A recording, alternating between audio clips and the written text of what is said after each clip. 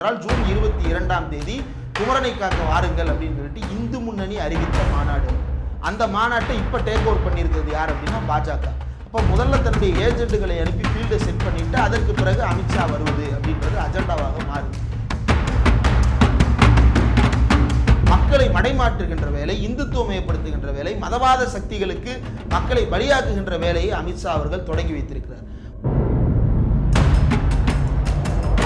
உண்மையில் மலையை பாதுகாக்கின்ற நோக்கத்தில் இருக்கக்கூடிய எவனும் முருகனை காப்பாற்ற வாருங்கள் தோழர்களே அப்படின்னு எந்த முஸ்லீமாவது அல்லாவை காப்பாற்றுவான்னு கூப்பிட்டு இருக்கிறாங்களா? எந்த கிறிஸ்டினாவது இயேசுவை காப்பாற்றுவாங்கன்னு கூப்பிட்டு இருக்கிறாங்களா? அமித்ஷா வந்துட்டு தமிழ்நாடு அரசு திருப்பரங்குன்றம் மலையை சிக்கந்தர் மலை என்று அறிவிப்பதற்கு எவ்வளவு துணிச்சல் இருக்கணும் அப்படின்னு கேட்கிறாரு. அப்படி யார் மாத்தல. அப்படியே மாத்தினாலும் நீ யார் அதை கேள்வி கேட்பது? நீ மட்டும்தான் சம்பந்தமே இல்லாம முருகனை காப்பாத்தவா, அங்க ஐயப்பனை காப்பாத்தவா, அங்க ராமரை காப்பாத்தவா, இனி அடுத்து பெங்காலுக்கு போய் காளியை காப்பாத்தவா, எங்க போனாலும் யாராவது ஒருத்தரை காப்பாத்துறதுக்கு இந்துக்கள் வரணும். அவன் வாழ்க்கையை யாரு காப்பாத்துறது? உண்மையில் கடவுளின் மீது பக்தி கொண்டவன் யாரும் இதை பத்தி கவலைப்படுறது இல்லை. அவன் தெருமுக்குள்ள ஒரு பிள்ளையார் சிலையை பார்த்தான்னா பிள்ளையாருக்கு ஒரு கிஸ் விட்டுட்டு அவன் பாட்டுக்கு போயிட்டு இருக்கான். யாரா கல்லவுட்டு எறிகிறதுன்னு வந்து கேட்க தானே செய்வார். அவர் இன்னொரு கல்லை தூக்கி கூட வீசுவார். அப்படி வீசுறதை பயன்படுத்தி கலவரமாக இதை மாற்றிவிட முடியாதா என்பதுதான் அவர்களுடைய துடிப்பு. அதனால்தான் தமிழ்நாடு அரசு பெர்மிஷன் கொடுக்க முடியாது. ஆனால் கோர்ட்டில் போய் என்ன சொல்லுவாங்க? யுவர் ஆனர், நாங்கள் ரொம்ப அமைதியான முறையில் நடத்துகிறோம், நாங்கள் முருக பக்தர்களுக்காக நடத்துகிறோம், இதை கூட நடத்தக்கூடாதா அப்படின்னு சொல்லிட்டு அங்கே போய் கெஞ்சுறது.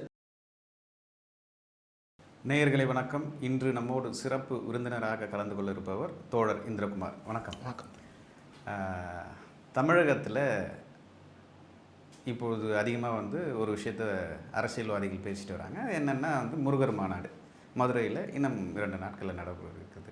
இந்த முருகர் மாநாடை பற்றி உங்களுடைய நிலைப்பாடு என்ன? ஒரு செய்தியாளரை இந்த முருகன் மாநாட்டினுடைய நோக்கம் என்ன அப்படின்றது தான் பிரச்சனை. முருகன் மாநாடு நடத்துவதோ அல்லது வந்து ஒரு மதத்திற்கான மாநாடு நடத்துவதோ அல்லது ஒரு கடவுளுக்கு ஏதோ ஒரு விஷயத்திற்காக வேண்டுதல் நடத்தி மாநாடு நடத்துவதோ இதெல்லாம் அந்தந்த அமைப்புகளினுடைய விருப்பம். அதற்கு பெர்மிட் பண்ண வேண்டியது வேண்டாம் அப்படின்னு முடிவெடுக்க வேண்டியது தமிழ்நாடு அரசினுடைய விருப்பம். அதை தாண்டி நீதிமன்றத்துக்கு போய் அவங்க வாதாடி வர்றாங்க அப்படின்னா அதெல்லாம் ஓகே. ஆனால் இதனுடைய நோக்கம் என்ன அப்படின்றது தான் பிரச்சனை. இந்த நோக்கம் ஏன் பிரச்சனையாக மாறுகிறது என்றால், முருகன் மாநாடு என்று அறிவிக்கும் பொழுது முதல்ல என்ன செய்யப்பட்டது அப்படின்னா, இந்து முன்னணி சார்பாக மதுரையில் வந்து ஒரு பெரிய ஆர்ப்பாட்டம் நடத்தப்பட்டது. அந்த ஆர்ப்பாட்டத்திற்கு முன்னதாக 2 மாதங்களுக்கு மேலே காடேஸ்வரா சுப்பிரமணியம் என்கின்ற அந்த நபரினுடைய தலைமையில் இந்து முன்னணி கூட்டம் மதுரைக்குள் இறங்கி ஒவ்வொரு சாதி சங்கமாக போய் சந்தித்தார்கள். அந்த ஒவ்வொரு சாதி சங்கத்தையும் சந்தித்து, இப்போ ஒரு சங்கத்தில் இருக்கிறீங்க அப்படின்னா அந்த சங்கத்தில் யாரோ ஒருத்தர் வந்து நோட்டீஸ் கொடுக்குறாருன்னா நோட்டீஸை வாங்கிக்கிறதுன்றது வழக்கம். அந்த நோட்டீஸை வாங்கும்போது ஃபோட்டோ எடுக்கிறாங்க அப்படின்றது அதை இன்னும் மரியாதையாக வாங்கிக்கிறதுன்றது வழக்கம். யாராக இருந்தாலும், அவர் எதிரியாக இருந்தாலும் மாற்று கருத்து கொண்டவராக இருந்தாலும் கூட அப்படி வாங்கி வைத்து கொண்டவர்களை ஃபோட்டோ எடுத்துட்டு இன்ன சாதி சங்கத்தை சேர்ந்தவர்களிடம் நாங்கள் இந்த பத்திரிகையை சேர்த்து விட்டோம், அவர்கள் ஆதரவு என்று பதிவிட்டு அந்த சாதி சங்கங்களை சேர்ந்த நிர்வாகிகளில் இருந்து அந்த சாதியை சேர்ந்தவர்கள் வரைக்கும் வாட்ஸ்அப் குரூப்பில் ஒருங்கிணைத்து அவர்களுக்கு இந்த படங்களை அனுப்பி அந்த படங்களின் மூலமாக அவர்களை இந்துத்துவமயப்படுத்துகின்ற வேலையை செய்தார்கள். அந்த இந்துத்துவமயப்படுத்துவதற்கான வேலை எங்கிருந்து ஆரம்பிக்கிறாங்க அப்படின்னா, திருப்பரங்குன்றம் மலையிலிருந்து ஆரம்பிக்கிறாங்க. சிக்கந்தர் மலைன்னு தமிழ்நாடு அரசு அந்த மலையை பெயர் மாற்றி விட்டதாகவும் அதற்கு எதிராக இந்துக்கள் எல்லாம் ஒன்று திரள வேண்டும் என்றும் அவர்கள் வந்து போராட்டம் நடத்துகிறார். சிக்கந்தர் மலை என்று ஏதாவது ஒரு அரசாவணத்தில் மாற்றப்பட்டிருக்கிறதா என்றால் இல்லை, அது ஒரு அப்பட்டமான பச்சை பொய். அப்படி ஒரு வேளை மாற்றப்பட்டிருந்தால் நீதிமன்றத்தில் வழக்கு தொடுத்திருக்க வேண்டியது தானே. நீதிமன்றத்தில் போய் பெயர் மாற்ற சொல்லி ஆர்ப்பாட்டம் நடத்துவதற்கு பெர்மிஷன் வாங்க தெரியுதுல. நீதிமன்றத்தில் அப்படி பேர் மாற்றிருக்கிறாங்க அப்படின்னா அதை கொடுத்து இந்த பேரை மாற்றக்கூடாது. பரங்குன்றம் என்கின்ற வார்த்தை வந்து 3000 ஆண்டுகளுக்கு முந்தைய தமிழ் இலக்கிய நடை. 3000 ஆண்டுகளுக்கு முன்னாலேயே பரங்குன்றம் என்று தமிழர்கள் அந்த மலையை கொண்டாடி இருக்கிறார்கள், அந்த பெயரை மாற்றக்கூடாது அப்படின்னு சொல்லிட்டு நீ கேஸ் கொடுத்துருக்கணும். அப்போ எந்த உண்மையும் இல்லாத காரணத்தால் தான் குன்றம் காப்போம் குமரனை காப்போம் என்கின்ற பெயரில் மதுரையில் அந்த சங்கித்துவமான ஒரு மாநாட்டை இவர்கள் ஆரம்பிக்கிறார்கள். முதல்ல ஆர்ப்பாட்டம். அந்த ஆர்ப்பாட்டத்திற்கு தமிழ்நாடு அரசு தடை விதிக்கிறது. ஏனென்றால் அதில் கலவர நோக்கம் உள்ளதாக அவர்கள் கண்டறிகிறார்கள். அதற்கு பிறகு நீதிமன்றத்துக்கு போகிறாங்க, சென்னை உயர் நீதிமன்றத்துடைய மதுரை கிளைக்கு போகிறாங்க. அங்கேருந்து அவங்களுக்கு பெர்மிஷன் கிடைக்கிது. அந்த பெர்மிஷனும் வந்து அவங்க கேட்ட இடத்துல இல்லாமல் மாற்றி கொடுத்து கலவரம் வராமல் பாதுகாக்கின்ற வேலையை தமிழ்நாடு அரசு செய்தது. அப்போதே என்ன அறிவித்தார்கள் என்றால், ஜூன் 22ஆம் தேதி குமரனை காக்க வாருங்கள் அப்படின்னு சொல்லிட்டு இந்து முன்னணி அறிவித்த மாநாடு அது. அந்த மாநாட்டை இப்போ டேக் ஓவர் பண்ணியிருக்கிறது யார் அப்படின்னா பாஜக. அப்போ முதல்ல தன்னுடைய ஏஜென்ட்டுகளை அனுப்பி ஃபீல்டை செட் பண்ணிவிட்டு அதற்கு பிறகு அமித்ஷா வருவது அப்படின்றது அஜெண்டாவாக மாறுது. இப்பயுமே இவங்களுடைய முழக்கம் என்ன அப்படின்னா, அமித்ஷா வந்துட்டு தமிழ்நாடு அரசு திருப்பரங்குன்றம் மலையை சிக்கந்தர் மலை என்று அறிவிப்பதற்கு எவ்வளவு துணிச்சல் இருக்கணும் அப்படின்னு கேட்குறாரு. அப்படி யாரும் மாற்றலை. அப்படியே மாற்றினாலும் நீ யார் அதை கேள்வி கேட்பதற்கு? அந்த கேள்வியை மக்கள் கேட்டிருக்கிறார்கள் அப்படின்னா வேற மாதிரி பேசலாம். ஆனால் மக்கள் யாருக்கும் அதை என்ன மலைன்னு அதுக்கு ஒரு பேர் இருக்கணுன்றதே மக்களுக்கு பிரச்சனை இல்லை. கோயிலுக்கு போகிறாங்க, சாமி கும்பிட்டு போகிறாங்க. இந்த மலைக்கு என்ன பேர், கவர்மெண்ட் டாக்குமெண்ட்டில் இதுக்கு என்ன பேர், அந்த கவர்மெண்ட் டாக்குமெண்ட்டில் என்ன பேர் இருந்தால் நம்ம வாழ்க்கையில் அடுப்பெரிய போகுது, அந்த கவர்மெண்ட் டாக்குமெண்ட்டில் என்ன பேர் இருந்தால் நம்ம வீட்டில் சிலிண்டர் வாங்குறதுக்கு மானியம் கிடைக்க போகுது, அந்த கவர்மெண்ட் டாக்குமெண்ட்டில் என்ன பேர் இருந்தால் எனக்கு பெட்ரோல் வந்து ஃப்ரீயாக கிடைக்க போகுது, அந்த கவர்மெண்ட் டாக்குமெண்ட்டில் என்ன பேர் இருந்தால் எனக்கு வந்து டாலர் மதிப்பு இந்திய ரூபாய்க்கு ₹1 மாறப்போகிறது. இந்த கேள்விதான் எனக்கு பிரச்சனை. அப்போ இதை விட்டு மக்களை மடைமாற்றுகின்ற வேலை, இந்துத்துவமயப்படுத்துகின்ற வேலை, மதவாத சக்திகளுக்கு மக்களை பலியாக்குகின்ற வேலையை அமித்ஷா அவர்கள் தொடங்கி வைத்திருக்கிறார். வந்து பேசியவர் பல்வேறு விஷயங்களை குறிப்பிடுறார் தன்னுடைய உரையில்.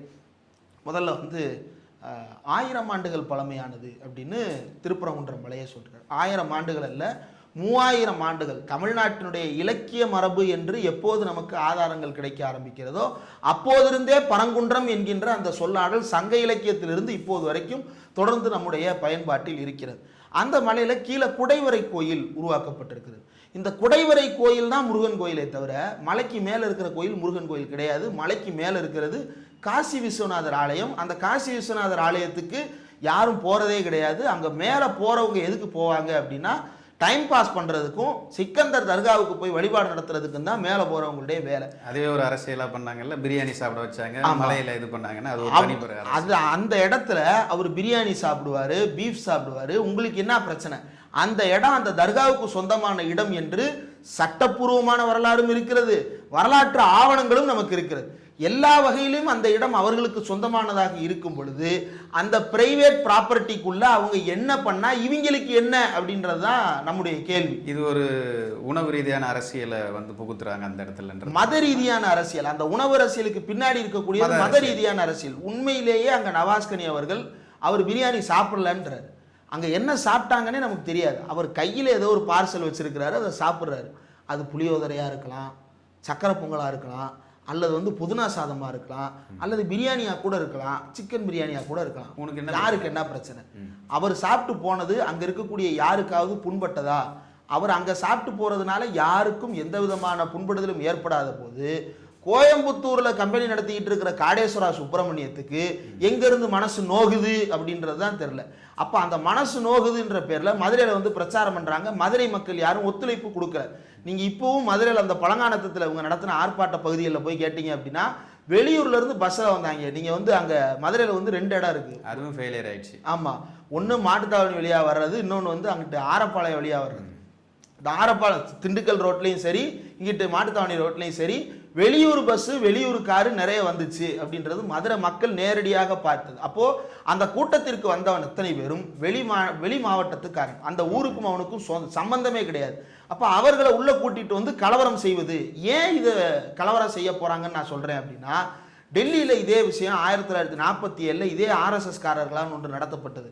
1947 செப்டம்பர் மாதம் அப்போ வந்து பிரிவினை நடந்திருக்கிறது. ஆகஸ்ட் முடிஞ்சு அடுத்த மாதம், இந்த ஒரு மாதம் என்ன நடக்குது அப்படின்னா, இங்கிருந்து சில இஸ்லாமியர்கள் அங்கும், அங்கிருந்து சில இந்துக்கள் இங்கும், இங்கே இருக்கிற எல்லா முஸ்லீமும் அங்கே போயிடல, அங்கே இருக்கிற எல்லா இந்துவும் இங்கே வந்துடல, இதுலேயும் பிரிவினவாதம் பண்ணாங்க. அந்த குரூப் இங்கே வரும் பொழுது அங்கிருந்து, அதாவது பஞ்சாப் 2ஆக பிரியுது. பாகிஸ்தான் பக்கத்தில் இருந்து அந்த வெஸ்ட் பஞ்சாப்ல இருந்து இந்துக்கள் சிலர் இங்கு மூவ் ஆகிறாங்க, முஸ்லீம்களும் மூவ் ஆகிறாங்க. அப்படி வருகின்றவர்கள்ட்ட போய் இந்த ஆர்எஸ்எஸ் காரர்கள் என்ன சொன்னார்கள் என்றால், இந்துக்களே பாருங்கள், உங்களை நாடு இல்லாமல் அலைய விட்டுருக்குறாங்க, அங்கே பாருங்கள் டெல்லியில் வந்து முஸ்லீம்ஸ் கடை வச்சுருக்குறாங்க, முஸ்லீம்ஸ் வீடு கட்டி இருக்கிறாங்க, அவங்களுக்கெல்லாம் நல்ல வீடு இருக்குது, நீங்கள் இப்படி தெருவில் நிற்கிற. அப்போ தான் வர்றான் வர்றவனுக்கு இந்திய அரசாங்கம் வந்து முகாமில் கொண்டு போய் விட்டு அதற்கு பிறகு அவங்களுக்கு தேவையான இடத்த ஒதுக்கீடு செய்ய போகுது. அதற்குள்ள முஸ்லீம் வீடு வச்சிருக்கிறான், முஸ்லீம் கடை வச்சிருக்கிறான், அங்கே பக்கத்தில் இந்துவும் தான் கடை வச்சிருக்கிறாரு, இந்துவும் தான் வீடு வச்சிருக்கிறாரு, இந்துவும் தான் அங்கே வியாபாரம் பண்ணுறாரு, இந்து தான் டெல்லியில் இருக்கக்கூடிய பெரிய பெரிய நிறுவனங்களை பூரா நடத்துறாரு. அவன் பக்கம் கை காட்டியிருக்க வேண்டியதானே?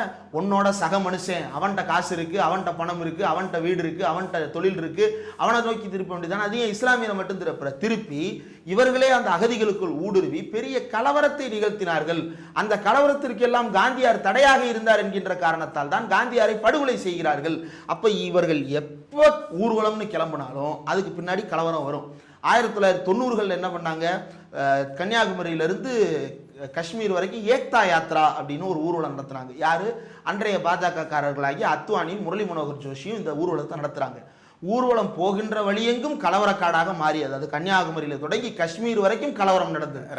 ரத யாத்திரைன்னு அத்வானி தனியாக கிளம்பினார். அதுவும் போகின்ற இடங்களிலெல்லாம் பிணங்களை குவித்து கொண்டே போனது. அதனாலதான் தூக்கி உள்ள வச்சாரு நம்ம லல்லு பிரசாத் யாதவ். இப்படி இவர்கள் ஊர்வலம்னு கிளம்பினா அந்த ஊர்வலத்துக்கு பின்னாடி கலவரம் வரும். இப்ப மதுரையில இவனுக்கு இப்படி வரும் பொழுது இதற்கு பின்னாடி கலவரம் வரும் என்பது வரலாற்று ஆதாரங்களின் அடிப்படையில் நாம் சொல்வது மட்டுமல்ல, களத்தில் இவர்கள் செய்கின்ற வேலையும் வைத்து சொல்வது. வெளியூரில் இருந்து ஆட்களை இறக்கி உள்ளுக்குள் ஒரு கல்லை தூக்கி வீசுறோம் அப்படின்னா ஒன்றும் இல்லை, ஒரு 2 கடையை நோக்கி 4 பேர் கல்லை விட்டு எறிகிறாங்க அப்படின்னா யாரா கல்லை விட்டு எறிகிறதுன்னு வந்து கேட்க தானே செய்வார். அவர் இன்னொரு கல்லை தூக்கி கூட வீசுவார். அப்படி வீசுறதை பயன்படுத்தி கலவரமாக இதை மாற்றிவிட முடியாதா என்பதுதான் அவர்களுடைய துடிப்பு. அதனால தான் தமிழ்நாடு அரசு பெர்மிஷன் கொடுக்க முடியாது. ஆனால் கோர்ட்டில் போய் என்ன சொல்லுவாங்க, யுவர் ஆனர் நாங்கள் ரொம்ப அமைதியான முறையில் நடத்துகிறோம், நாங்கள் முருக பக்தர்களுக்காக நடத்துகிறோம், இதை கூட நடத்தக்கூடாதா அப்படின்னு சொல்லிட்டு அங்கே போய் கெஞ்சுறது. நீதிபதிகளும் இவர்களுடைய இன்டென்ஷன் தெரியாதது போலவே பாவம் இல்லையா கொடுத்துருப்பா அப்படின்னு. இது 1947 காந்தியே பண்ணார். எப்போ பண்ணார் அப்படின்னா செப்டம்பர் 12ஆம் தேதி டெல்லியில் வந்து காந்தி வீட்டுக்கு கோல்வால்கர் வருகிறார். வந்த கோல்வால்கரை பார்த்து காந்தி கேட்டார், உங்கள் கைகளில் ரத்தம் இருக்கிறது அப்படின்னு. அதாவது இந்தியா முழுக்க ஆர்எஸ்எஸ் காரர்கள் கலவரம் நடத்தி கொண்டிருக்கிறார்கள், நீ என்ன துணிச்சலா என் முன்னாடி வந்து உட்காந்துருக்கிற அப்படின்னு, உன் கையில் ரத்தம் படிஞ்சிருக்கு அப்படின்னு திட்டுறாரு. அப்போ இல்லை காந்திஜி, எனக்கு அப்படிலாம் எதுவும் இல்லை, நாங்கள் ரொம்ப சைலண்டான சாதுவான ஆட்கள், நாங்கள் அமைதி வெளியில் இந்துக்களை ஒருங்கிணைக்கிறோம், அவ்வளவுதான், அவங்களுடைய உரிமைகளுக்காக போராடுறதா எங்கள் இயக்கம். அப்படியா? அப்போ கொல்லப்பட்ட இஸ்லாமியர்கள் படுகொலை செய்யப்படுவதை கண்டித்து ஒரு அறிக்கை கொடுன்னாங்க. வாயை மூடிட்டு எந்திரிச்சு ஓடிட்டார். அப்போ இதை பற்றி காந்தி நேருவுக்கு ஒரு விஷயத்த லெட்டர் எழுதுறாரு. அந்த லெட்டரில் காந்தி என்ன சொல்றாருன்னா, வாழைப்பழம் மாதிரி பேசுவான் மேடம், இது ஆக்ஷன் மேடம், உன்னை நம்பாதீங்க மேடம் அப்படின்னு நேருவுக்கு அவர் சொன்னபோது, ரொம்ப நல்லவன் மாதிரி பேசுகிறாங்க ஆனால் இவங்கள நம்பாதீங்க அப்படின்னு நேருவுக்கு அவர் கடிதம் எழுதுகிறார். இது செப்டம்பர் 47, ஜனவரி 48 காந்தி படுகொலை. அதற்கு பிறகுதான் ஆர்எஸ்எஸ் தடை செய்யப்பட்டது. அப்போ இவங்களுடைய வேலை திட்டமே இதுதான். கோர்ட்டுக்கு போய் நாங்கள் நல்லவர்கள், நாங்கள் யாருக்கும் எதுவும் பாவம் செய்வதில்லைன்னு சொல்லிட்டு கெஞ்சுவது. வெளியே வந்து கலவரம் நடந்ததற்கு பிறகு கோர்ட்டு உள்ளே வந்தால் என்ன, வராட்டி என்ன? கலவரம் நடந்ததற்கு பிறகு கோர்ட்டு உள்ளே வந்தாலும் கோர்ட்டு என்ன தீர்ப்பு கொடுக்கும்? சரி, இடிச்சது இடிச்சிட்டீங்க, இனி கட்ட வேண்டியதை கட்டிங்க, இடிச்சவனுக்கு தண்டனை, அதை பற்றி பேசலையே. ராமர் கோயில் தீர்ப்பு என்ன வந்தது? அப்போ இந்த முன்மாதிரியை வைத்துக்கொண்டு எச்ராஜா அதை தான் பேசுகிறாரு. மதுரையில் அன்றைக்கு நடந்த பிப்ரவரி மாதம் நடைபெற்ற அந்த கூட்டத்தில் எச்ராஜா என்ன பேசுகிறாரு? மதுரை அயோத்தியாக மாறும் அப்படின்றார். அப்படின்னா என்ன அர்த்தம்? நான் வந்து சிக்கந்தர் தர்காவை இடிக்க போறேன்னு ஒருத்தன் வெளிப்படையாக அறிவிக்கிறான். அந்த நபரை தூக்கி உள்ள வைக்க சொல்லி கோர்ட் ஆர்டர் போட மாட்டேங்குது. அந்த நபர் வந்து பேசுவதற்கு அனுமதி கொடுக்க சொல்லி கோர்ட்டு கை காட்டுகிறது என்றால் இந்த சமூக பிரச்சனைகளுக்கு கோர்ட்டும் பொறுப்பேற்றுக் கொள்ள வேண்டும். கோர்ட் இவங்க ஒரு சட்டம் ஏற்றினா கோர்ட் இன்னொரு தடை விதிக்குது. அப்போ அதெல்லாம் எப்படி பார்க்குறது? இல்லை, கோர்ட்டை வைத்து கொண்டுதான் இவர்கள் பல நேரங்களில் முயற்சிக்கிறாங்க. கோர்ட் என்ன பண்ணுது? ஜனநாயக உரிமைகளின் அடிப்படையில் இது கொடுக்கக்கூடாதா அப்படின்னு சொல்லி கேட்டுறாங்க. ஜனநாயக உரிமைகளின் அடிப்படையில் கொடுக்கப்படுவதை ஜனநாயக பூர்வமாக இவர்கள் பயன்படுத்தி கொள்ளுகிறார்களா? இப்போ நேற்று மதுரையில் ஒரு ஊர்வலம் நடந்தது, மத நல்லிணக்க ஊர்வலம். வழக்கறிஞர் வாஞ்சிநாதன் உட்பட அங்கு இருக்கக்கூடிய அனைத்து ஜனநாயக அமைப்புகளும் சேர்ந்து ஒரு ஊர்வலத்தை நடத்துகிறார்கள்.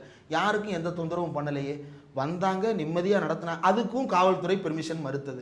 கோர்ட்டுக்கு போய் பெர்மிஷன் வாங்கி நடத்துனாங்க. யாருக்கு எந்த அச்சுறுத்தல் இல்லையே, அனைவரும் ஒன்றாக வாழுவோம் அப்படின்றது தான் அவங்களுடைய முழக்கம். இவனுடைய முழக்கம் என்ன? சிக்கந்தர் தர்காவை அகற்று அகற்று அகற்று அப்படின்றது தான். ஏன் அகற்றணும்? அங்கே இருக்கிறது எனக்கு எந்த பிரச்சனையும் இல்லை. நான் அங்கே போய் கறி சாப்பிட்டு வர்ற வரைக்கும் எனக்கு எந்த பிரச்சனையும் இல்லை. எங்கேயோ இருந்து வந்த உனக்கு எதற்காக மதுரையை பார்த்து வகிரீது? அப்போ மதுரையில் இருக்கக்கூடிய இந்து இஸ்லாம் ஒற்றுமையை சிதைப்பதற்காக வேண்டுமென்றே கலவரத்தை தூண்டுகின்ற வேலையை இவர்கள் தொடர்ந்து செய்கிறார்கள். மதுரை மக்கள் இவங்களை மதிக்கலைன்றது உண்மைதானே? மதுரை மக்கள் இவங்களை மதிக்கல. ஆனா இது ரொம்ப நாளைக்கு நீடிக்குமா அப்படின்றது, மதுரை மட்டும் இதுல பாதுகாக்கப்பட்ட ஒரு இடமா? இந்தியா முழுக்க ஒரு பாசிச அரசு நடந்து கொண்டிருக்கும் பொழுது தமிழ்நாட்டை மட்டும் நாம் தடுத்து வைத்துக் கொள்ள முடியுமா? தமிழ்நாட்டு முழுக்க இவர்கள் கலவரம் செய்ய நினைக்கும் பொழுது மதுரையை மட்டும் நாம் பாதுகாப்பாக வைத்துக் கொள்ள முடியுமா அப்படின்னா, அதுல அவங்க என்னென்னலாம் தகுடு திட்டம் பண்றாங்க அப்படின்றது இன்னும் ரொம்ப உன்னிப்பாக இன்டெலிஜென்ஸ் உட்பட அனைத்து அமைப்புகளும் இது கவர்மெண்ட்டுடைய வேலை மட்டும் இல்ல, மக்களுக்கும் இதுல ஒரு ரோல் இருக்கு. ஒருத்தர் நோட்டீஸோட வர்றானா அந்த நோட்டீஸை வாங்காம தூக்கி எறிங்க, அவனை திருப்பி அனுப்புங்க. எப்பா நாங்களும் அவங்களும் அண்ணன் தம்பியா வாழ்ந்துகிட்டு இருக்கோம், நீ உள்ள வராதன்னு சொல்லி அனுப்புங்க அவனை. அப்பதான் அவன் திரும்ப வரமாட்டான். இல்லைன்னா திரும்ப திரும்ப வந்து சரி. அப்படி வருபவர்களிடம் ஒரே ஒரு கேள்வி, இந்த மலைக்கு பேரை மாத்திட்டதா சொல்ற, சரி பரங்குன்றம்னே இருக்கு, இப்ப என்ன செய்யணும்? உனக்கு என்ன செய்யணும்னா தர்காவை எடுக்கணும். அதுதான். அது 700 வருஷமா இருக்கு அந்த தர்கா. 700 வருஷத்துல 75 வருஷம் சுதந்திரமும் அடக்கம் தானே. 75 வருஷமா நீ என்ன பண்ணிட்டு இருந்த? இப்ப ஏன் திடீர்னு அது உன் கண்ணை உறுத்துது? அப்போ உன்னுடைய நோக்கம் அரசியல் நோக்கம். நயினார் நாகேந்திரன் பேசும்போது நாங்கள் திருப்பரங்குன்றத்தை கையில் எடுத்து விட்டோம். எதற்கு? திமுகவை வீழ்த்துவதற்கு. அப்ப திமுகவை வீழ்த்த முருகனை ஆயுதமாக பயன்படுத்துவதை இந்துக்கள் ஏற்றுக்கொள்ளுகிறார்களா? இதுதான் இந்து கடவுள்களுக்கு நீங்கள் செய்கின்ற மரியாதையா? உண்மையில் கடவுளின் மீது பக்தி கொண்டவன் யாரும் இதை பத்தி கவலைப்படுறது இல்லை. அவன் தெருமுக்குள்ள ஒரு பிள்ளையார் சிலையை பார்த்தான்னா பிள்ளையாருக்கு ஒரு கிஸ் விட்டுட்டு அவன் பாட்டுக்கு போயிட்டு இருக்கிறான், வணக்கம் சொல்லிட்டு அவன் பாட்டுக்கு போயிட்டு இருக்கிறான். அதேவன் பக்கத்தில் இருக்கக்கூடிய ஒரு சர்ச்சை பார்த்துட்டாப்புல அப்படின்னா அவர் இந்துவாகவே இருக்கலாம், அவர் தினமும் கோயிலுக்கு போறவராகவே இருக்கலாம். இயேசுவே இயல்பா வருது. அது ஏன் வருது? அவன் ஏன் சிலுவையை வரைஞ்சுக்கிறான்? இயேசுவே பார்த்துக்கப்பா அப்படின்னு அவன் சொல்லிட்டு போறான். அவனுக்கு எல்லாம் ஒண்ணுதான். எந்த சாமி வழிகாட்டினாலும் அவன் அதை பின்பற்றுறதுக்கு தயாரா இருக்கிறான். அவன் அந்த மதத்துக்கு ஒப்புக்கொண்டவன் அல்ல, அந்த கடவுளுக்கு ஒப்புக்கொண்டவன். அந்த கடவுள் தனக்கு வழிகாட்டுவார். எனக்கு பிரச்சனைனா நான் அவர்கிட்ட போய் நிற்பேன். அவன் தீர்த்து வைக்கலையா நான் திட்டுவேன். இது ரெண்டும் சேர்ந்ததுதான் இங்க இருக்கக்கூடிய தமிழர்களுடைய சமயம் என்பது. உன்னை போல மதத்தின் பெயரால் இந்துக்களை ஒருங்கிணைக்கிறேன் என்கின்ற பெயரால் ஒருங்கிணைத்த இந்துக்களை நீ என்ன செய்ய போற? அந்த ஒருங்கிணைத்த இந்துக்களை கலவரக்காரர்களா மாத்த போற. அப்ப கேஸ் வாங்கிட்டு அவன் பூரா ஜெயிலுக்கு போய் கிடப்பான், வேலைக்கு போறதுக்கு ஆள் இருக்க மாட்டான். அப்ப என்ன பண்றது? பழைய பார்ப்பனர்களை திரும்ப கொண்டு வந்து உட்கார வைக்கிறது. இந்துக்களை, பெரும்பான்மை இந்துக்களை, சூத்திரர்களை அடிமைகளாகவே தொடர வைப்பதற்கான ஒரு நவீன செயல் திட்டமாக இந்த வேலையை செய்கிறார். பாஜக ஆர்எஸ்எஸ்காரர்கள் வந்து தமிழகத்தில் இருக்கக்கூடிய 2 இதை வந்து நாங்கள் தெய்வமாக பார்க்குறோம். குறிப்பாக முருகன், ஐயப்பன், பக்கத்தில் இருக்கக்கூடிய ஏழுமலையான. இவங்க வந்து இதை வந்து ஒரு அரசியலாக பார்க்குறாங்க, வாக்கு வங்கியாக பார்க்குறாங்க. குறிப்பாக வந்து ராமர், விநாயகர் உள்ளிட்டவர்கள்லாம் பார்க்குறாங்க. இதை எப்படி பார்க்குறீங்க? எல்லாமே அவங்களுக்கு வந்து அறிவிக்கப்படாத ஒரு தேர்தல் முகவர்களாக ஐயப்பன் சாமியை பார்க்குறாங்க. கடவுளையே வந்து அறிவிக்கப்படாத பூத் ஏஜெண்டா மாற்றி வச்சிருக்கிறாங்க. பொதுவாக பூத் ஏஜெண்ட் ஒரு பூத்துக்கு போடுவாங்க, இங்கே எல்லா பூத்துக்கும் சேர்த்து மாநிலத்துக்கு ஒரு ஏஜெண்ட் போடுறாங்க. அந்த எலெக்ஷன் ஏஜெண்டாக உத்தரப்பிரதேசக்கு எலெக்ஷன் ஏஜெண்ட் ராமர், கேரளாவுக்கு எலெக்ஷன் ஏஜெண்ட் ஐயப்பன், இப்போ தமிழ்நாட்டுக்கு எலெக்ஷன் ஏஜெண்டா 2 எலெக்ஷனாக முயற்சி பண்ணுறது முருகன். இப்போ இப்படி எலெக்ஷன் ஏஜெண்டாக மாற்றுவது எதிர்கட்சி அல்ல. திமுக எலெக்ஷன் பிரச்சாரம் பண்ணது, அண்ணா காலத்திலிருந்து பண்ணுறாங்க. எந்த எலெக்ஷன் பிரச்சாரத்திலேயாவது இந்த கடவுளை ஒழிப்பேன் என்று எந்த திமுக தலைவராவது பிரச்சாரம் செய்திருக்கிறாரா? மாறாக 7 மலை 7 கடல் தாண்டி இருக்கக்கூடிய பெருமாளை கொண்டு வந்து இங்கே சத்தியம் வாங்குறது மற்ற கட்சிகள் தானே தவிர திமுக எந்த காலத்திலையும் அதை பண்ணலை. திமுக சாமியை திட்டமும் இல்லை, சாமியை கும்பிட தான் நான் வந்திருக்கேன்னு சொல்லலை. மக்களுக்கு நல்வாழ்வு ஏற்படுத்தி தருவதற்காக நாங்கள் இந்த அரசை அமைக்க விரும்புகிறோம் தான் எல்லா காலத்திலையும் பிரச்சாரம் பண்ணியிருக்கிறாங்க. ஆனால் தமிழ்நாட்டில் பாஜக உள்ள வந்த காலத்துல இருந்து கன்னியாகுமரிக்கு போனா அங்க லோக்கல் பூத் ஏஜென்ட் யாரு? பகவதி அம்மன். இங்க கோயம்புத்தூருக்கு போயிட்டோம் அப்படின்னா அங்க 2 லோக்கல் பூத் ஏஜென்ட், ஒன்னு சக்கி வாசுதேவ், இன்னொன்னு மருதமலை முருகன். இங்கிட்டு சென்னை பக்கம் வந்துட்டோம்னா இங்க ஒரு லோக்கல் ஏஜெண்டா புதுசா உருவாக்குவாங்க. இப்படி ஊருக்கு ஒரு லோக்கல் கடவுளை லோக்கல் பூத் ஏஜெண்டா மாத்துகின்ற வேலையை இந்த பிஜேபி தான் செய்து கொண்டிருக்கிறதே தவிர திமுக செய்யல. இந்த மதவாத அரசியல் என்பதனுடைய நீண்ட கால பாரதூர விளைவுகள் தான் அச்சத்தை ஏற்படுத்துகின்றன. அதுல தான் நம்ம கவனமா இருக்கணும்.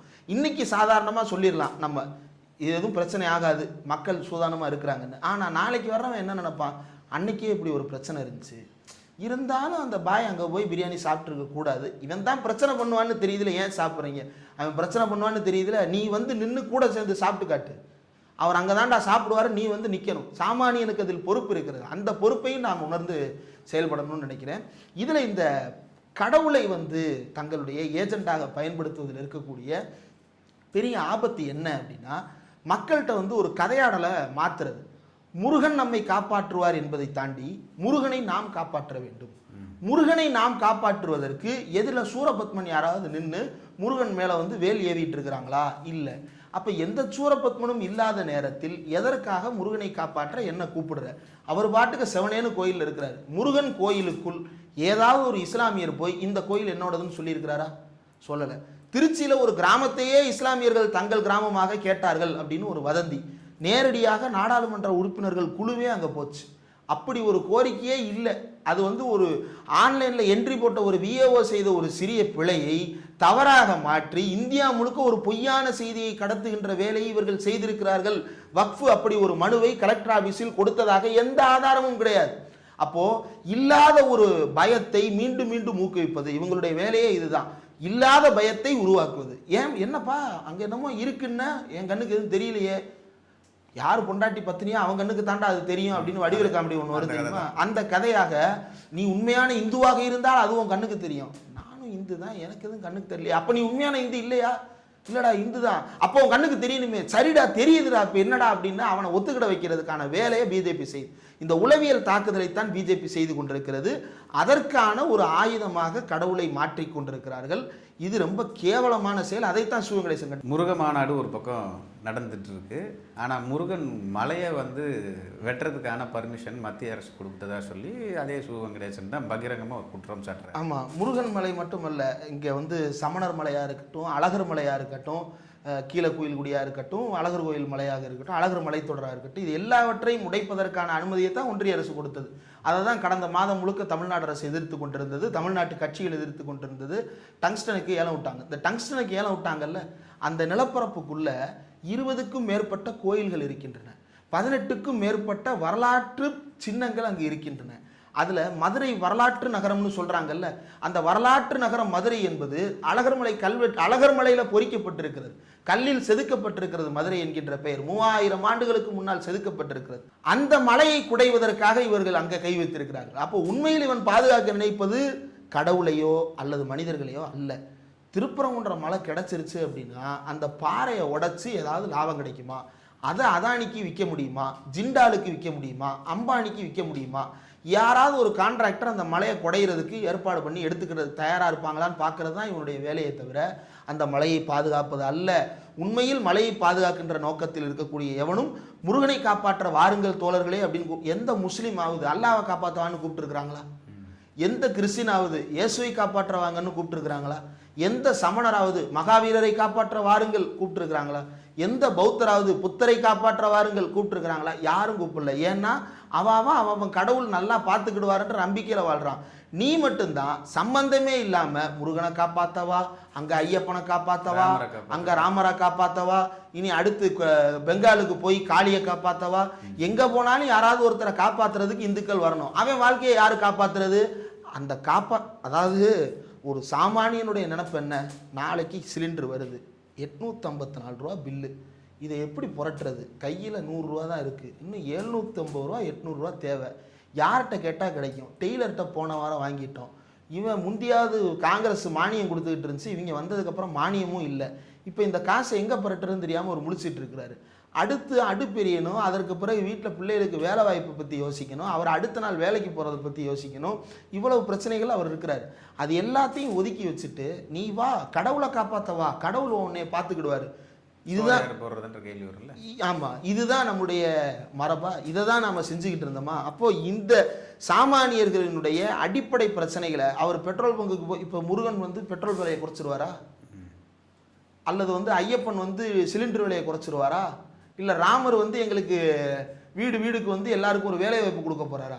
மாறா நீ என்ன செய்யணும்? உன்னுடைய வேலை அது. அந்த வேலையை நீ செய்யாததுனால நான் அந்த கேள்வியை உன்கிட்ட கேட்டுருணும்னு பயந்து என்ன வேற அஜெண்டாவுக்கு அனுப்பிக்கிட்டே இருக்குது. இப்போ வீட்டில் வந்து சில நேரங்களில் வந்து குழந்தைங்களை ஏமாத்துறதுக்கு நம்ம ஒன்று பண்ணுவோம்.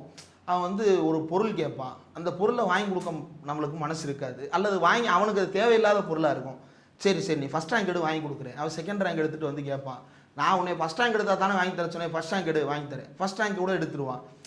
இன்னும் ஃபஸ்ட் ரேங்க் எடுத்துகிட்டு வர்ற 5 சப்ஜெக்ட்ல 100 எடுத்துட்டு வா, அப்புறம் வாங்கி தரேன் அப்படின்போம். அப்புறம் ஒரு வழியாக எடுத்துகிட்டு வந்துட்டான்னு வைங்களேன், அதுக்கப்புறம் கேட்போம்.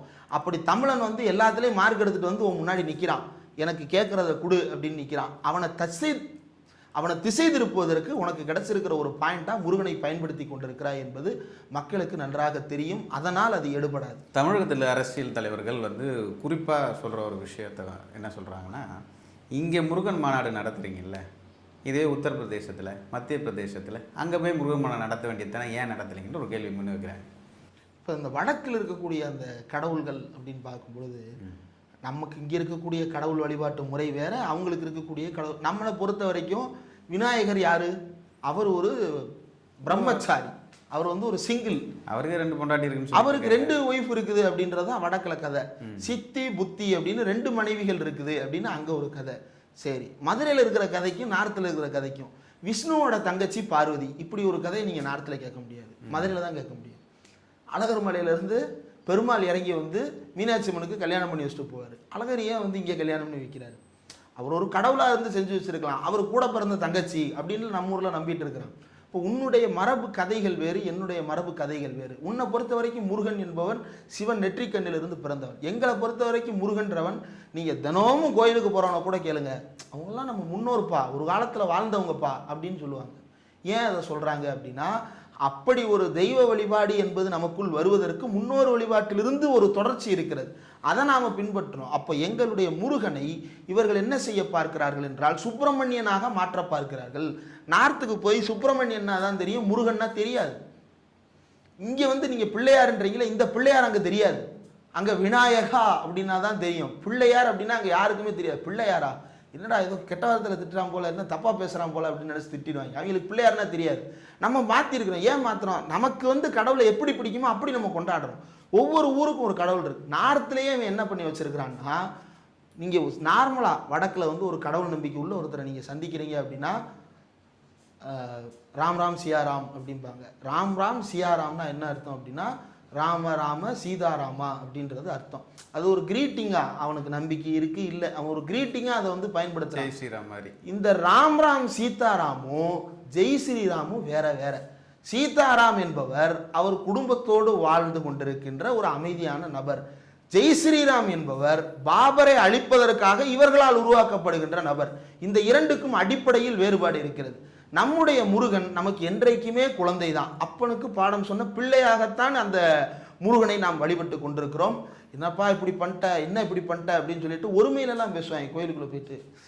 இப்போ சொன்னோம் அப்படின்னா இதை கட் பண்ணி வேறு மாதிரி திரிப்பாங்க. கோயிலுக்குள்ளே அவன் போய் பார்க்குறவனுக்கு தெரியும், கடவுளே வந்து லெஃப்ட் ரைட் வாங்கிட்டு இருப்பான் பூஜை ரூம் முன்னாடி நின்றுக்கிட்டு. இப்போ இப்படி வழிபட்டு கொண்டிருப்பது நார்த்தில் கிடையாது, அங்கே வேறு மாதிரியான வழிபாடு. அப்போது முருகனை உண்மையில் பரப்ப வேண்டும் என்றால் செல்வப்பிரதேக அவர்கள் சொன்னது போல் நீ வந்து குஜராத்தில் போயோ அல்லது பீகாரில் போயோ பரப்பலாம். ஆனால் அதை நீ செய்ய மாட்ட. காரணம் என்ன அப்படின்னா, உனக்கு லோக்கலில் ஒரு கடவுள் தேவை, அவங்களுக்கு தேவை ஸ்டேட்டுக்கு ஒரு ஏஜென்ட் தான். நேஷனல் ஏஜென்ட் அவருக்கு வேற ஒருத்தர் இருக்கிறாரு, அது மோடி. முதல்ல ராமர் இருந்தாரு, அப்புறம் ராமரை வந்து டீப்ரமோட் பண்ணிட்டாங்க, ஏன்னா அவர் தொகுதியிலே தோத்தாச்சு. அப்புறம் ராமரை வந்து பதவி இறக்கி இப்போ மோடியை மட்டும் உட்கார வச்சிருக்கிறாங்க அவங்க. அப்போ லோக்கல் ஏஜென்ட் தான் தேவை, இதை நேஷனல் லெவலில் அவங்க கொண்டு போகிற வேலை அவங்களுக்கு கிடையாது. பாஜகக்காரங்க குறிப்பாக சொல்கிற ஒரு விஷயம் என்னென்னா, நீங்கள் கூட ஒரு மாநாடு நடத்துகிறீங்க திமுககாரங்க, யாரை கூப்பிட்டுன்னா உதயநிதி ஸ்டாலினில் கூப்பிட்டா ஒரு முருகர் மாநாடு நடத்துறது அப்படின்ற ஒரு குற்றச்சாட்டு நினைக்கிறேன். இதை எப்படி பார்க்குறீங்க? முருகன் மாநாட்டுக்கு யாரனாலும் கூப்பிடலாம். தமிழ்நாடு அரசு நடத்தின முருகன் மாநாடு என்பது தமிழ்நாடு அரசின் மீதான விமர்சனம். அந்த முருகன் மாநாடை ஏன் நடத்தினாங்க அப்படின்ற விமர்சனம் பலருக்கு இருக்கிறது, அதுக்குள்ளே போக வேண்டாம், நடத்தி முடிக்கப்பட்டு விட்டது. தமிழ்நாட்டினுடைய துணை முதலமைச்சர் பேசுகிறார், தமிழ்நாட்டினுடைய முதலமைச்சர் பேசுகிறார். இப்போ இதில் என்ன பிரச்சனை? அவர் யாரு? அவர் தான் தமிழ்நாடு முழுக்க இருக்கக்கூடிய இருக்கட்டும், அவருக்கு முருகன் தமிழ்நாடு முழுக்க வந்து அவங்க நீங்க நாத்திகத்தை பத்தி பேசுறீங்க, மற்ற விஷயங்கள் சாமி கும்பிட மாட்டேன்னு சொல்றீங்க, பல விஷயங்களை பேசிட்டு நீ முருகர் மாநாட்டில் நிக்கிறதுல என்ன? அவர் தானே கும்பிட மாட்டேன்னாரு, யாரையும் கழுத்தை பிடிச்சு கும்பிடாதுன்னு சொல்லலையே. அந்த அரசு தானே இந்தியா தமிழ்நாடு முழுக்க இருக்கக்கூடிய எல்லா கோயில்களையும் குடமுழுக்கு செய்து வைத்திருக்கிறது. அந்த அரசு தானே பார்ப்பனர் அல்லாதவர்கள் அர்ச்சகராவதற்காக ஆணை பிறப்பித்திருக்கிறது. அந்த அரசு தானே சமஸ்கிருதம் மட்டுமே ஓதப்பட்ட இடத்தில் ஓதுவார்களையும் அரசு பணியில் நியமித்து பெண் ஓதுவார்களை நியமித்து அங்கே பாட வைத்தது, கருவறையில் தமிழ் பாட வைத்தது இந்த அரசு தானே. இந்த அரசு தானே, திராவிட அரசியல் தானே கோயிலில் வந்து அன்னதானம் போட்டது. அண்ணாவினுடைய நினைவு நாள், அண்ணாவினுடைய நினைவு நாளை முன்னிட்டு கோயிலில் அன்னதானம் கொடுக்குறாங்க. யாருனாலும் எந்த நினைவு நாளும் எந்த பிறந்த நாளைக்காக இருந்தாலும் அன்னதானம் கொடுக்கலாமா கூடாதா? அன்னதானம் என்பது யாருனாலும் எங்கனாலும் கொடுக்கலாம், எங்கே வேணாலும் கொடுக்கலாம். யார் யார் பசி எடுக்கிறவங்க சாப்பிட போகிறாங்க. கோயிலில் இப்போ ஹெச் ராஜா தினமும் கோயில் அன்னதானம் சாப்பிட்டு தான் வாழ்கிறாரா? காடேஸ்வரர் சுப்பிரமணியம் தினமும் மருதமலை கோயிலில் போய் அன்னதானம் சாப்பிட்டு தான் உயிர் வாழ்கிறாரா? அந்த அன்னதான சாப்பாட்டை ஒரு நாள் கூட நீ சாப்பிட்ருக்க மாட்டேன். உண்மையிலேயே தினமும் கல்யாண விருந்து மாதிரி அந்த சாப்பாடு கொடுக்கப்பட்டு கொண்டிருக்கிறது. அவ்வளவு சுவையாக தமிழ்நாடு அரசு அந்த உணவுகளை நாங்களும் சாப்பிட்ருக்கோம், எங்கள் கேமராமேனும் சாப்பிட்ருக்கேன், நானும் சாப்பிட்ருக்கேன். அவ்வளவு பிடித்தமான உணவாக இருக்கும். அந்த சாம்பாரை நீங்கள் வீட்டில் போய் செஞ்சு பார்த்தீங்கன்னா அப்படி வரமாட்டேங்குது. அப்படி என்னமோ டைப்பாக நல்லா பண்ணுறாங்க. அப்போ இதெல்லாம் நடந்துட்டு இருக்குமா? அண்ணா நினைவு நாளை முன்னிட்டு அன்னதானம் கொடுக்குறாங்க கோயிலில். அதுக்கு இவங்க என்ன தெரியுமா போட்டாங்க? கருமாதி சோறுன்னு போட்டாங்க. இப்போ கோயிலை இழிவுபடுத்துறது அண்ணாவா நீயா? அதை இறந்த வீட்டு சோறுன்னு சொன்னது நீயா அண்ணாவா? நீயா திமுகவா? இதுதான் அவங்கள்ட்ட வைக்கிற கேள்வி. திமுகவை பொறுத்தவரை திமுக தலைவர் ஏற்கனவே தெளிவாக சொல்லியிருக்கிறார், 80% இந்துக்கள் எங்களை தானே ஆதரிக்கிறாங்க அப்படின்றது அவருடைய வாதம். திமுகவை ஆதரிக்கக்கூடியவர்களில் பெரும்பான்மை இந்துக்களா அப்படின்னா ஆமாம் இந்துக்களாகத்தான் இருக்கிறார்கள். அப்போ இந்துக்களுடைய ஆதரவை பெற்ற ஒரு முதலமைச்சர் அதில் வந்து கலந்துக்கிறதுல என்ன தப்பு இருக்கு? என்ன பிரச்சனை இருக்கு? உங்களை மாதிரி திரௌபதி முர்முவை கூப்பிடாம இருந்தாதான் பிரச்சனையே தவிர ஆமா அவங்களுடைய பிரச்சனை என்பது உதயநிதி ஸ்டாலின் வந்து விட்டார் அல்லது ஸ்டாலின் வந்து விட்டார் என்பது அல்ல. இப்படி ஒரு குடும்பத்தில் பிறந்தவர்கள் இப்படியான ஒரு நிலைக்கு வந்து இந்த மாநாட்டை தலைமை தாங்குவதா அப்படின்றது தான். இதுக்கு ஒரு வரலாற்று தொடர்ச்சி இருக்கு. 1949களில் அண்ணல் அம்பேத்கர் ஹிந்து கோட் பில் என்று இந்து திருமணம், இந்து மறுமணம், இந்து வாரிசுரிமை இதற்கெல்லாம் சேர்த்து ஹிந்து கோட் பில் அப்படின்ற ஒரு சட்டத்தை கொண்டு வந்தார். இந்துக்களுடைய வாழ்க்கையை எப்படியாவது சீரமைக்க வேண்டும், இங்கு இருக்கக்கூடிய பெரும்பான்மை ஓபிசிக்களுடைய வாழ்வை சீரமைக்க வேண்டும் என்பதற்காக அவர் அதை கொண்டு வந்தார். அப்படி கொண்டு வந்த போது அவருக்கு எதிராக கற்பத்திரி மகராஜ் என்கின்ற நபரின் தலைமையில் டெல்லியில் மிகப்பெரிய ஆர்ப்பாட்டத்தை ஒருங்கிணைத்தார்கள். அந்த ஒருங்கிணைக்கப்பட்ட ஆர்ப்பாட்டத்தில் பேசிய RSS சார்புடைய சாமியாராகிய அந்த கற்பத்திரி மகராஜ் என்ற நபர், ஒரு தீண்டத்தகாதவன் எங்களுக்கு சட்டம் எழுதுவதா அப்படின்னு கேட்டாங்க. அதே கண்டினியூட்டி தான் இன்னைக்கு MK ஸ்டாலின் கோயிலுக்குள் வருவதா, உதயநிதி ஸ்டாலின் கோயிலுக்குள் வருவதா, அவர்கள் வந்து முருக பக்தர்களிடம் பேசுவதா, அரசாங்கம் நடத்துது, அரசாங்கம் பேசுது. ஓஆளும் தானே உள்ள உட்கார்ந்துருந்தான். ஏன் உட்கார்ந்து எந்திரிச்சு போக வேண்டியதானே? உதயநிதி இருக்கு பேசும் பொழுது நான் இந்த மாநாட்டு அரங்கில் இருக்க மாட்டேன், சேகர்பாபுவே அழைத்தாலும் இருக்க மாட்டேன்னு மானரோசம் உள்ளவனா இருந்தா அந்த மாநாட்டுக்கு போயிருக்க கூடாது. எதுக்கு போய் உட்கார்ற? உன்னை கைது செஞ்சதுதானே இந்த அரசாங்கம். முருக பக்தர் மாநாடுன்னு உனக்கு ஒரு அழைப்புதலை கொடுத்தா நீ வந்து பக்கத்தில் உட்காந்துருவியா? அவங்க கூப்பிடுவாங்க, உனக்கு எங்க போச்சு அறிவு, நீ ஏன் போற? பர்டிகுலரா யாரா சொல்றீங்க? யாரோ ஒருத்தர், அவருக்கு புரியும். அந்த நபரெல்லாம் பேர் சொல்லி விளம்பரம், அவருடைய வேலையே என்னன்னா விளம்பரம் தேடுவது தான். விளம்பரம் தேடுகின்ற வெறியில் அவர் என்ன பண்ணுவார் அப்படின்னா டிரைவரையே அரெஸ்ட் பண்ணி ஜெயிலுக்குள்ள கூட்டு போயிடுவார். இப்போ ஒரு போராட்டம் ஆர்ப்பாட்டம் அப்படின்னா போலீஸ் ஸ்டேஷனில் கவுண்ட் கொடுப்போம் எத்தனை பேர் வருவாங்க அப்படின்னு. அவர் கவுண்டெல்லாம் வந்து சிங்கிள் டிஜிட்டில் தான் இருக்கும். அன்னைக்கு அந்த சிங்கிள் டிஜிட்லேயே பிரச்சனை ஆயிடுச்சு அப்படிங்கும் பொழுது டிரைவரையும் சேர்த்து கூட்டு போயிட்டாங்க, அரெஸ்ட் பண்ணி உள்ள வச்சிட்டாங்க டிரைவர். அவர் நான் டிரைவர் சார் புலம்புறாரு, உன்னை எதுக்கு கூட்டு, உன் பேரெல்லாம் லிஸ்ட்டில் எழுதி கொடுத்தா பெர்மிஷன் வாங்கியிருக்காங்க, வா முதல்ல அப்படின்னு. கூலிக்கு ஆள் கூட்டிட்டு வந்து போராட்டம் பண்ற அந்த கும்பல் எதற்காக அந்த முருகன் மாநாட்டுக்கு போய் உட்காந்தீங்க? எதுக்கு கூச்சமே இல்லாம நின்னீங்க? அப்போ முருகன் மாநாடு என்பது இல்லை பிரச்சனை. இப்ப நீங்க தான் என்ன சொல்றீங்க, ஆகம விதிகளுக்கு உட்பட்டு தான் எதுனாலும் செய்யணும், இந்த அரசு ஆகமத்தை மதிக்க மாட்டேங்குதுன்னு சொல்றீங்கல்ல. எந்த ஆகமத்துல தெருவில் வேலை தூக்கி வச்சு பிரார்த்தனை பண்ண சொல்லி எழுதி இருக்கிறது? எந்த ஆகமத்துல தெருவில் முருகனை தூக்கி வச்சு வழிபாடு நடத்த சொல்லி இருக்கிறது? நீங்களும் வீட்டில் வந்து அம்மா அப்பா சாமி கும்பிட்டுருப்பாங்க, எங்க வீட்லயும் எங்க அம்மா அப்பா சாமி கும்பிட்டாங்க. எந்த வீட்லையும் வந்து சிலையை வச்சு சாமி கும்பிட மாட்டாங்க. ஏன்னா சிலையை வச்சோம்னா அதுக்குரிய மரியாதையை கொடுக்கணும். அவங்களுக்கு ஆகமும் தெரியாது, ஒன்றும் தெரியாது. சிலையை வச்சுட்டு நம்ம கறி சாப்பிடலாமா? சிலையை வச்சுட்டு நம்ம கொடுத்தனம் நடத்தலாமா? படமாக தான் வச்சுருவாங்க, படமாக தான் வைப்பாங்க, சிலையை வைக்கவே மாட்டாங்க. அப்படியே வச்சாலும் சாய்பாபா சிலையை வந்து ஷோகேஸில் தான் வைப்பாங்களே தவிர சாமி செல்ஃபில் வைக்க மாட்டாங்க. They know the difference. வழிகாட்டிக்கும் கடவுளுக்கும் இருக்கக்கூடிய வேறுபாட்டை அவங்க புரிஞ்சு வச்சிருக்கிறாங்க. அப்போ அப்படியான இருக்கக்கூடிய ஊரில் நீ வந்து கோயிலுக்குள்ள நான் போனால் தீட்டுன்ற, முருகனே தூக்கிட்டு வந்து தெருவில் வச்சுட்டு வா கும்பிடவானில் கூப்பிட்ட. போன வாரம் மதுரையில் 6 வேலை தூக்கிட்டு வந்து வச்சுட்டு பெர்மிஷன் கொடுங்கன்னு கெஞ்சிக்கிட்டு இருந்த எதுக்கு? அப்போ ஆகமா அங்கே செல்லுபடி ஆகாதா? இப்போ முக்கியமான ஒரு கேள்வி இதில் வருது. நம்ம பிளான் பண்ணுறதுக்கு முன்னாடி தமிழ்நாட்டில் ஒரு பிளான் பண்ணி மாநாடு நடத்திட்டாங்களேன்றது தான் பிரச்சனையாக அந்த கேள்வி எழுப்புறதுக்கு. உண்மைதான். திமுக அரசு நடத்திய அந்த மாநாடு என்பது இவர்களுக்கு பெரிய ஷாக்கு. போன தடவையிலிருந்தே ஷாக்கு தான். என்ன ஷாக்கு அப்படின்னா, இவங்க எப்படியாவது கற்பூரக்கூட்ட விவகாரத்தை வைத்து கந்த சஷ்டி கவசத்தை பற்றிய விமர்சனங்களை முன்வைத்து விட்டு எப்படியாவது திமுகவோடு இதை தொடர்பு படுத்தி இதை நம்ம ஆதாயமாக்கிறணும்னு வேல் யாத்திரை அப்படின்னு ஒன்று கிளம்புனாங்க. அவர் எல்முருகன் ஊரா போனார், ஸ்டாலின் ஊருக்கு போல. அவர் கிராம சபை கூட்டத்தில் ஒரு ஊரில் அவருக்கு ஒரு வேலை கொண்டு வந்து கையில் கொடுத்தாங்க, முடிஞ்சு. சிம்பிள். நீ போட்ட மொத்த கண்ணாடியை திருப்பினா எப்படி ஜீவா ஆட்டோ ஓடுன்ற மாதிரி வேலை தூக்குனா எப்படி ஜீவா ஓட்டு வரும், அதுதான் பாஜகவை நோக்கி இருப்பது. இப்போ வந்து பாத யாத்திரை போனாங்க, இந்த வேலுன்னு போனாங்க. வேலுக்கு பின்னாடி யார் என்ன செய்கிறாங்க அப்படின்றத தான் மக்கள் கணக்கிடுறாங்களே தவிர வேலு இல்லை பிரச்சனை. இதே வேலுக்கு நீதி கேட்டு கலைஞரும் நெடும்பயணம் போயிருக்கிறார். சென்னையிலிருந்து திருச்செந்தூர் வரைக்கும் அவரும் நீதி கேட்டு நெடும்பயணம். பாஜக சார்பிலையும் போனாங்க. திருச்செந்தூர்ல வைரவேல் வேலைக்கு அவ்வளவுதானே. ஆமா, திருச்செந்தூர்ல வைரவேல் காணாம போயிருச்சு அப்படின்னு சொன்ன போது அந்த வைரவேலை திரும்ப தர சொல்லி அங்க ஒரு கொலை நடந்து விடுகிறது. இதற்கெல்லாம் நீதி கேட்டு கலைஞர் போனார். அதற்கு பிறகு நடந்த தேர்தலில் அவர் பெரிய மாற்றத்தை சந்திக்கிறார். நாடாளுமன்ற தேர்தலில் கலைஞர் பெரிய வெற்றியை சந்திக்கிறார். உள்ளாட்சி தேர்தலில் பெரிய வெற்றியை சந்திக்கிறார். மக்களுக்கு தெரியும் இந்த வேலுக்கு பின்னால் இருப்பவர்கள் யார், அவர்கள் என்ன சொல்ல வருகிறார்கள் என்பதை பார்த்து தான் வாக்களிக்கிறார்கள். திமுக அரசு நடத்திய அந்த முருகன் மாநாடு என்பதை இந்த பக்கம் கடுமையான விமர்சனங்கள் இருந்தாலும் கூட பொதுமக்கள் மத்தியில் அது என்னவா மாறிடுது அப்படின்னா, பரவாயில்ல சாமிக்கு ஒரு மாநாடு, இது ஒரு என்டர்டெயின்மெண்ட்டான ஸ்பேஸாக இருக்குது, உள்ளே உட்காந்தோம்னா 4 பேர் பேசுகிறாங்க கேட்டுப்போம். ஊருக்குள்ளே திருவிழாவில் பட்டிமன்றம் போடுற மாதிரி இங்கே ஒரு 4 பேர் ஆன்மீக பட்டிமன்றம் போல அப்படின்ற மாதிரி வந்துட்டு போயிட்டாங்க. இது இவர்களுக்கு எரிச்சல். இப்படி கேஷுவலாக மாறுதே, இவங்க இதை பேச ஆரம்பிச்சிட்டாங்கன்னா அப்புறம் நமக்கு இதுவும் இல்லாமல் போயிருமே நமக்கு வேலை இல்லை. அப்படி தமிழ்நாட்டில் அந்த வகுத்தெரிச்சல் மாநாடு தான் இந்த மாநாடே தவிர இந்த மாநாட்டில் உண்மையான நோக்கம் என்பது கலவரத்தை தூண்டுவது, வகுத்தெரிச்சலை வெளியில் புலம்புவது. இது ரெண்டும் தான். அமித்ஷா மதுரைக்கு வந்து போனதும் கூட இதற்கான நிதி திரட்டல் மற்றும் இதற்கான ஆட்சேர்ப்புக்கு ஊக்கம் கொடுப்பது அல்லது தேவையானதை கொடுப்பது அப்படின்ற அடிப்படையில் தான் அந்த வருகையும் அமைந்தது. முருகன் மாநாடு பற்றி மிக தெளிவாகவும் விவரமாகவும் பல்வேறு கருத்துக்களை முன் வச்சதுக்கு நன்றி. மற்றொரு நிகழ்வில் நம்ம மீண்டும் சந்திக்கலாம். நேயர்களே வணக்கம். இது போன்ற ஒரு வீடியோக்களை நாங்கள் தொடர்ந்து தர இருக்கிறோம். உங்களுடைய ஆதரவு என்பது எங்களுடைய சேனலை நீங்கள் பின்தொடர்வது மட்டுமே. நன்றி, வணக்கம். நன்றி.